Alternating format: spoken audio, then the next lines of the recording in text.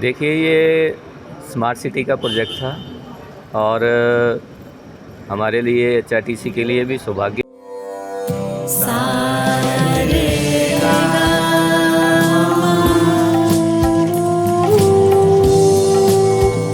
तुम लोगों को पता होना चाहिए कि साथ पढ़ने, उठने, बैठने, खेलने या साथ में गाना सीखने से एचआईवी नहीं फैलता। इसलिए एचआईवी स्टेटस के कारण भेदभाव अब नहीं चलेगा। आपके एचआईवी स्टेटस के कारण कोई भी भेदभाव करता है तो इसकी शिकायत राज्य के ओम्बुड्समैन के पास दर्ज करें, क्योंकि एचआईवी स्टेटस के कारण भेदभाव अब नहीं चलेगा। की बात है और हिमाचल प्रदेश के लिए भी कि हमें स्मार्ट सिटी में इतना अच्छा प्रोजेक्ट मिला था। और इसमें सबसे अच्छी बात यह है कि ये बड़ा जो हिमाचल प्रदेश में अपनी तरह का एक पहला जो बस स्टैंड होगा, सिटी बस स्टैंड, और इसमें चार्जिंग स्टेशन भी हैं और बड़े ही सुंदर तरीके से इसको डिज़ाइन किया गया और बड़ा अच्छा बनाया गया है। इसमें लगभग 13 करोड़ रुपए की लागत जो है आई हुई है। और जैसे स्मार्ट सिटी का नाम स्मार्ट है तो इस बस स्टैंड को भी स्मार्ट तरीके से बनाया गया है। और इसमें इलेक्ट्रिक जो चार्जर्स हैं उसमें हमारे 2 चार्जर लगे हुए हैं, तो इसमें एट ए टाइम 4 बसेस जो हैं वो चार्ज हो सकती हैं। और चार्जर भी वो हैं जो हैवी चार्ज है, मतलब ये अगर कोई दूसरा चार्जर जो था पहले वो 3-4 घंटे लगता था, तो ये 1.5 घंटे में चार्ज कर देगा पूरी बस को 100%। तो ये अपने आप में बहुत बड़ी बात है। और आज धर्मशाला को मुख्यमंत्री जी द्वारा ये सौगात दी जा रही है।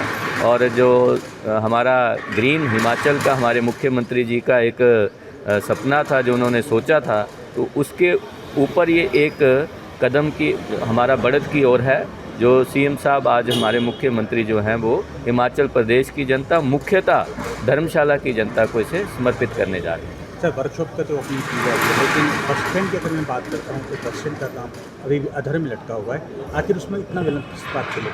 बस स्टैंड का जो है वो सबसे बड़ी प्रॉब्लम ये है कि बस स्टैंड जो है वो एक प्राइवेट कंपनी को दिया गया है आज से 8-9 साल पहले।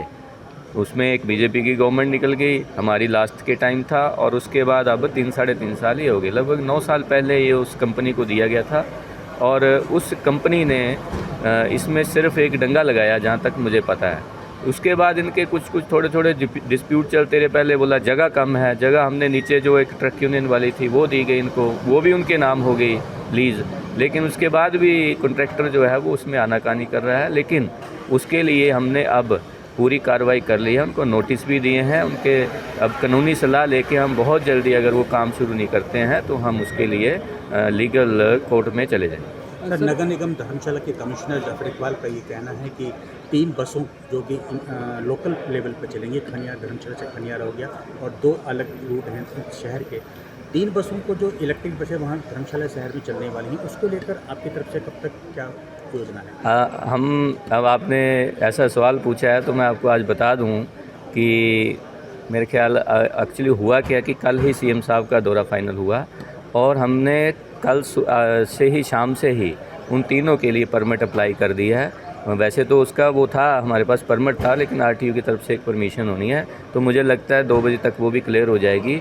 और अगर हमारे काज क्लियर हो गए तो जिस टाइम हम अपने इस वर्कशॉप और सिटी बस स्टैंड का उद्घाटन सीएम साहब करेंगे, उसमें साथ ही उन 3 बसों का भी हम उनसे हरी झंडी दिलवाएंगे आज ही। सर, इलेक्ट्रिक बसें आ चुकी हैं सर, धर्मशाला में कब तक पहुंचेंगी और कितनी बसें सर अभी तक हमारे पास जो है 90 बसें आ चुकी हैं, लेकिन ये टोटल 297 बसेज़ हैं। तो 90 बसेज़ जो हैं वो इस तक सोलन में खड़ी हो चुकी हैं, लेकिन उसके लिए एक प्रक्रिया होती है, हमारी पीडीआई होती है जो चेकिंग होती है उसकी, तो 90 बसें को चेकिंग करने में थोड़ा समय लग रहा है और तब तक हमारी और बसें भी आ जाएंगी। तो मुझे लगता है हम 20-25 दिन में सारे डिपों में ही उनको डिस्ट्रीब्यूट कर देंगे।